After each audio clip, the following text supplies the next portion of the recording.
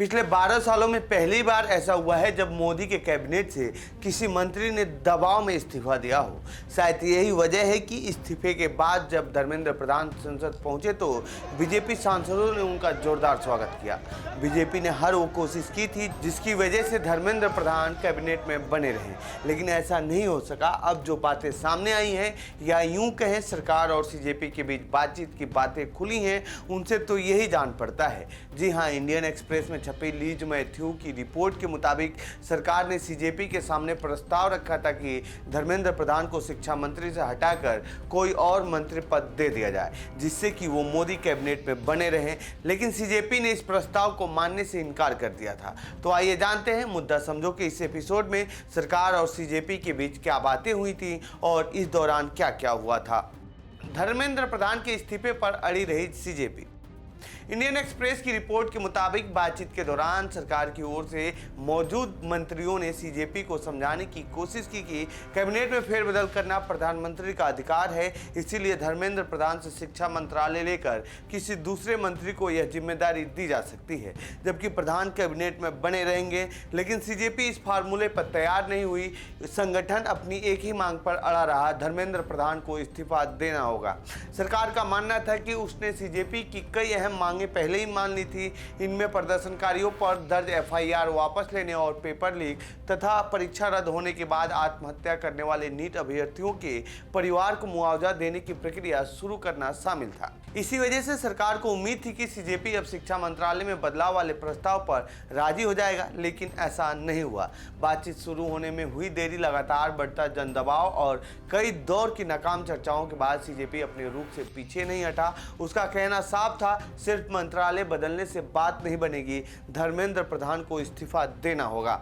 आखिरकार 3 दौर यानी 20 जुलाई, 24 जुलाई और 25 जुलाई की बातचीत के बाद सरकार ने सीजेपी की मांगों को सरकार ने स्वीकार कर लिया। शनिवार 25 जुलाई की दोपहर धर्मेंद्र प्रधान ने अपने इस्तीफे की घोषणा की। यहाँ दर्शकों को एक बात बता दें कि ये जो 25 जुलाई की जो बैठक हुई थी वो धर्मेंद्र प्रधान के इस्तीफे के बाद हुई थी। इसके तुरंत बाद सीजेपी ने दिल्ली में चल रहा अपना 36 दिन पुराना आंदोलन आधिकारिक तौर पर खत्म करने का ऐलान कर दिया।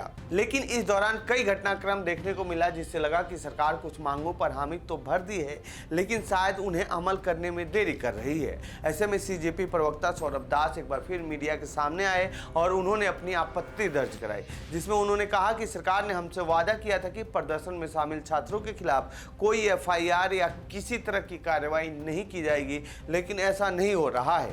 See, ultimately, the government has time till tomorrow, Tuesday, as per the agreement also, for them to give us a written guarantee that they will not be filing any FIRs, that any FIRs that have been filed have to be withdrawn, and that no retaliatory action of any kind will be taken against any protester in not just Delhi, but across BJP ruled and NDA ruled states.